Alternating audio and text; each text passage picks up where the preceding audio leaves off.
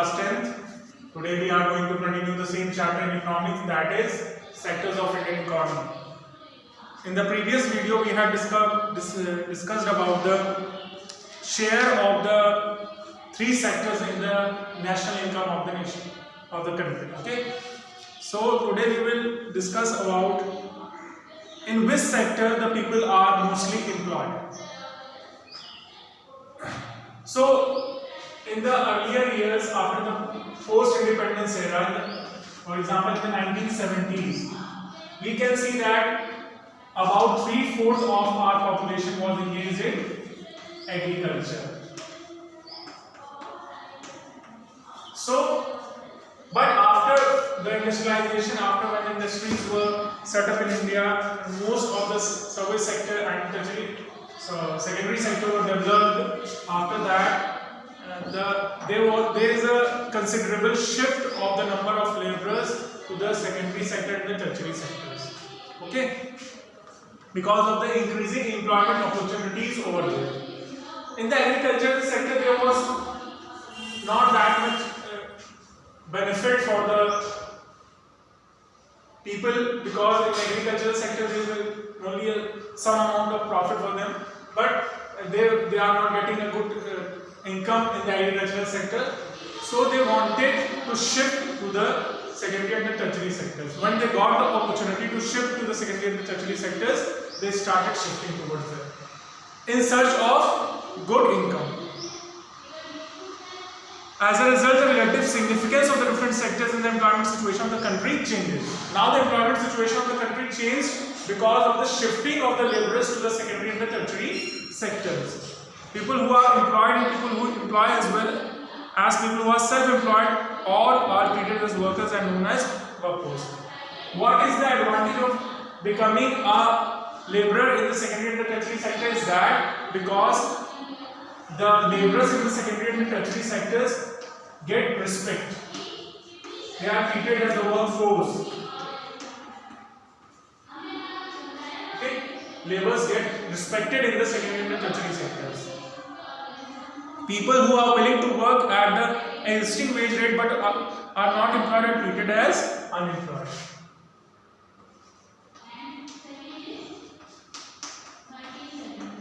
Who are unemployed? Those people who are willing to work but they are not getting the work. Those set of peoples are known as unemployed. However, in the composition of the unemployed, a large number comes from the educated lot. But there is a situation. ज़्यादातर जो unemployed हैं वो educated sector से आते हैं, मतलब educated लोग हैं. ये एक बहुत बड़ा कॉज ऑफ कंसर्न है. देखिए, अनएम्प्लॉयड लोग हों, वो अनएजुकेटेड हों तो ठीक है, तो समझ में आता है कि हाँ वो अनएजुकेटेड हैं इसलिए उनको अच्छी एम्प्लॉयमेंट नहीं मिल पा रही. लेकिन एजुकेटेड लोगों को जब एम्प्लॉयमेंट नहीं मिल पाती है तो एक बहुत बड़ा चिंता का विषय है. ठीक, और हमारे यहाँ ज्यादातर अनएम्प्लॉयड लोग जो है वो एजुकेटेड है. यही एक बहुत बड़ा कॉज ऑफ कंसर्न है. However, in the composition of the unemployed, a large number comes from the educated lot. The reason is that poor people cannot afford to be unemployed. अच्छा, poor people unemployed क्यों नहीं है और educated लोग unemployed क्यों हैं? क्योंकि educated लोग good jobs की तलाश में रहते हैं. वैसे jobs की तलाश में रहते हैं जो उनके मुताबिक हो. और poor people किसी भी तरह की jobs ले लेते हैं. इस वजह से poor people के पास jobs होती हैं. Any type of jobs they take. That is why they are having jobs, but the educated people require good jobs and they could not get the good jobs. As a result, they remain unemployed. Okay. They work on somebody else's farm, shop, factory, or engage themselves in some of the other activity on their own account.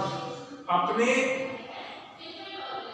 मन से वो कोई भी छोटी से छोटी job करने को तैयार हो जाते हैं, लेकिन वो अपने आप को जॉब में इन्वॉल्व रखते हैं. वहीं एजुकेटेड लोग अगर उन्होंने बहुत अच्छी एजुकेशन गेन की है तो जब तक उन्हें उनके एजुकेशन के मुताबिक की जॉब नहीं मिलती है तब तक वो अनएम्प्लॉयड रहना पसंद करते हैं. वो किसी तरह के पेटी वर्क्स को करना पसंद नहीं करते. एज अ रिजल्ट उनको जॉब मिलने में देर हो जाती ज्यादातर जो अनएम्प्लॉयड सेक्शन है वो एजुकेटेड लोगों का बन जाता है, ठीक है। The proportion of the people working in the total population in our country is around 40%. 40% लोग ही हमारे देश में they are working. 40% of the people are working in our country. This proportion is higher in the case of male members and those living in villages. Male members ज़्यादा work कर रहे हैं, female members को ज़्यादा work करने की छूट नहीं है। तो अब हम लोग देखते हैं कि वर्कर्स किस सेक्टर में कितने अमाउंट में workers employed. It is easy to see that मैंने बताया कि 70s तक तो एग्रीकल्चरल सेक्टर में ज़्यादा लोग एम्प्लॉयड थे, उसके बाद शिफ्ट हुआ है। In manufacturing the proportion of the workers rose slowly from less than 9% to 12%। पहले लेस देन 9% लोग सेकेंडरी सेक्टर में इन्वॉल्व थे, जो अब कुछ पास्ट 6 इयर्स में 12% हो, 3% इंक्रीज हुआ है सेकेंडरी सेक्टर, ठीक। Construction activity picked up fast. As a result, there is 6% point increase over 10.8 during the period under discussion. Transportation activities, trade and commerce activities भी push up हुई है, इस वजह से इनका शेयर सेकेंडरी सेक्टर और tertiary sector का share जो है वो पहले से डबल हो गया। It is important to remember that our total employment also kept on increasing. Total employment growth during this period is by 16 crore. 16 crore total employment हमारे यहाँ जनरेट की गई। In the last 6 years by 2.5 crore, और हमारे यहाँ सिर्फ पिछले 6 सालों में 2.5 करोड़ जॉब्स, अलग अलग टाइप की जॉब्स निकली। It is worth mentioning that for the first time in 1999 to 2000, employment in agricultural sector has reduced. 50 lakh लोग जो एग्रीकल्चरल सेक्टर में 1999 में इन्वॉल्व थे, वो 50 लाख लोग एग्रीकल्चरल सेक्टर से हट गए, एग्रीकल्चरल सेक्टर से शिफ्ट हो गए। अब ये कहाँ पे नॉन एग्रीकल्चरल सेक्टर्स यानी सेकेंडरी सेक्टर और टर्शरी सेक्टर्स में इन्वॉल्व हो रहे हैं। ट्रेड, मैन्युफैक्चरिंग, कंस्ट्रक्शन और मेजर अब्जॉर्बिंग सेक्टर्स। कौन कौन से सेक्टर्स में ये लोग इन्वॉल्व हुए हैं? ट्रेड में, मैन्युफैक्चरिंग सेक्टर में और कंस्ट्रक्शन वर्क में। कंस्ट्रक्शन वर्क में बहुत ज़्यादा लेबरर्स इन्वॉल्व हैं इस टाइम पे। जो भी लेबरर्स रूरल एरियाज से अर्बन एरियाज में आते हैं, वो सबसे पहले कंस्ट्रक्शन वर्क ही अपनाते हैं, या तो और जॉब करते हैं, रिक्शा पुलर्स या किसी शॉप पे काम करना, ये सारे वर्क्स वो अब करने लगे। अब वो सिर्फ रूरल एरियाज या एग्रीकल्चरल वर्क पे ही डिपेंड नहीं। It is important to note that the proportion of the workers in the agricultural sector in India has shown a decline. Primary sector में नंबर ऑफ वर्कर्स बहुत तेजी से गिर रहे हैं। Consequently, the participation rate in secondary and tertiary sector, तो अब जाहिर सी बात है अगर प्राइमरी सेक्टर से वर्कर्स कम होंगे तो किस सेक्टर में इंक्रीज होंगे? सेकेंडरी और टर्शरी सेक्टर में इंक्रीज होंगे, ठीक। तो वो शिफ्ट हो रहे हैं। एक तरह ये नहीं कह सकते कि हम डिक्रीज हो रहे हैं प्राइमरी सेक्टर से, वो शिफ्ट हो रहे हैं प्राइमरी सेक्टर से सेकेंडरी से, या एक तरीके से ये भी हम कह सकते हैं कि वो रूरल एरियाज से अर्बन एरियाज की तरफ शिफ्ट हो रहे हैं। अगर आप जब पॉपुलेशन के टर्म्स में अगर आप नोटिस करेंगे तो रूरल एरियाज की पॉपुलेशन पिछले कुछ सालों में कम हुई, क्योंकि वहाँ के बहुत सारे वर्कर्स जो हैं वो अर्बन एरियाज में अच्छी इनकम की तलाश में चले आते हैं और यहाँ पर आकर अर्बन एरियाज में दूसरे जॉब्स करने लगते हैं। कंस्ट्रक्शन वर्क और ट्रेड और कॉमर्स सारे किसी न किसी वर्क में वो इन्वॉल्व हो जाते हैं, ठीक है। तो अर्बन एरियाज में उनकी पॉपुलेशन इंक्रीज हो जाती है और सेकेंडरी और टर्शरी सेक्टर्स में इन्वॉल्व हो जाते हैं। और क्योंकि अर्बन एरियाज में एग्रीकल्चरल वर्क तो अवेलेबल है, बस 2 ही जॉब्स अवेलेबल है अर्बन एरियाज में, सेकेंडरी और टर्शरी सेक्टर की jobs. The spatial variation of work participation rate in different sectors in country is very wide. Bihar, Andhra Pradesh, Chhattisgarh, Orissa, Jharkhand, West Bengal, Madhya Pradesh है higher proportion of agricultural labourers. वो राज्य जहाँ पे अभी भी पिछड़ापन है, जहाँ पे अभी भी एग्रीकल्चरल इकोनॉमी ज्यादा प्रिफर की जाती है, उन एरियाज में अभी भी प्राइमरी सेक्टर के वर्कर्स ज्यादा है, जैसे उड़ीसा, झारखंड, बिहार, इन एरियाज में। और आप देख सकते हैं कि इन एरियाज का जो जीडीपी ग्रोथ है, इन एरियाज का जो कह सकते हैं इनकम है, स्टेट की जो इनकम है वो लो है, क्योंकि यहाँ पे सेकेंडरी और टर्शरी सेक्टर के वर्कर्स कम है इस वजह से। अब हम लोग बात करेंगे डिस्गाइज एंड एम्प्लॉयमेंट का।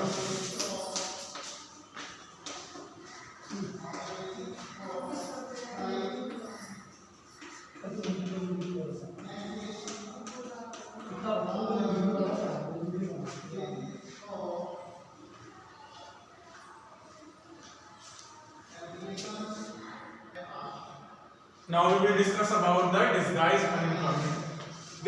There are mainly two types of unemployment: disguised unemployment and seasonal unemployment. So first of all we will discuss about the disguised unemployment. What is disguised unemployment? As the word suggests that if more persons are employed in a work than actually required, then such situation is known as disguised unemployment. Such type of unemployment is found mainly in rural areas. For example, a small farmer having a small plot of land, for example 2 hectares of land, and for doing agriculture on that particular land we require only 2 persons.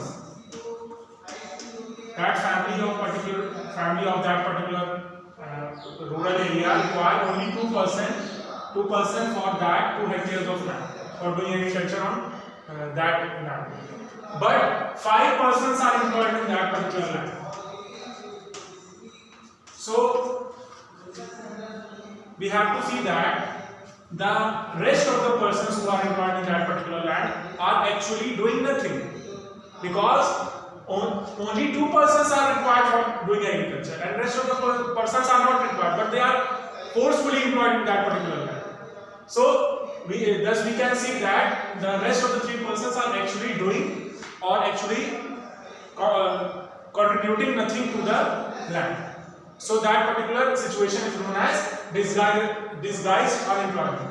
They are seen to be employed but they are actually unemployed. वो दिखते हैं कि वहां वो employed हैं, 5 लोग कर रहे हैं काम, लेकिन वास्तविकता में वहां पे तो 2 ही लोगों का काम है। 5 लोग जबरदस्ती वहां पे रख तो दिए जाए, लेकिन जब उनका काम ही नहीं है 5 लोगों का, 2 ही का काम है वहां पर, तो एक्चुअली हम क्या देखेंगे? बाकी 3 लोग वहां बस खड़े दिखेंगे, काम करते हुए नहीं दिखेंगे।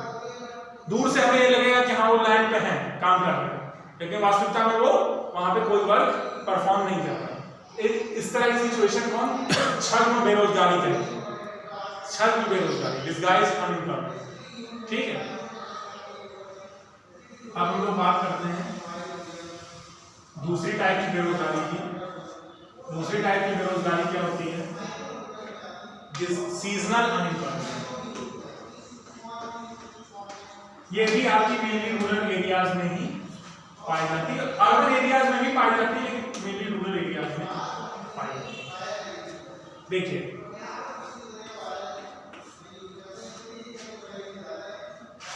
सोइंग और हार्वेस्टिंग, ये 2 टाइप के वर्क मेनली एग्रीकल्चरल एरियाज में होते हैं। फसल को लगाना और फसल को हार्वेस्ट करना, 2 मेन वर्क होते हैं। ठीक है, तो ये एक पर्टिकुलर सीजन में ही होते हैं। ज्यादातर जो भी क्रॉप्स लगाई जाती हैं वो सीजनल क्रॉप्स होती हैं, एक पर्टिकुलर सीजन में ये वर्क होता है। तो एक पर्टिकुलर सीजन में ही यहाँ के लोगों को एम्प्लॉयमेंट मिलता है। मान लीजिए जो स्मॉल फार्मर है, उनके पास स्मॉल प्लॉट ऑफ लैंड है, वो उतना ज्यादा एग्रीकल्चर नहीं कर पा रहे हैं, तो वो क्या करेंगे? बिग फार्मर्स जो या मीडियम फार्मर्स के फार्म पर एग्रीकल्चरल लेबरर्स के रूप में वर्क करेंगे, और उनको वो वर्क तब कब मिलेगा? जब ये सीजन चलेगा। सोइंग और हार्वेस्टिंग में जो सीजन होगा, इसी टाइम में इनको वर्क मिलेगा। फिर जो सीजन जब खत्म हो जाएगा तो उसके बाद उनके पास कोई वर्क अवेलेबल नहीं रहेगा, फिर वो क्या करेंगे? सिटीज की तरफ मूव कर जाएंगे कुछ काम करने। तो इसी सिचुएशन को हम क्या कहते हैं? Seasonal unemployment. कोई जरूरी नहीं कि वो सिटीज की तरफ मूव करें, उन्हें जॉब मिल ही जाए, लेकिन एग्रीकल्चरल सेक्टर में उन्हें जॉब मिल जाती है एक सीजन में। तो एक सीजन में ही जब जॉब मिलती है किसी पर्टिकुलर वर्कर को, तो उस सिचुएशन को क्या कहते हैं? Seasonal unemployment.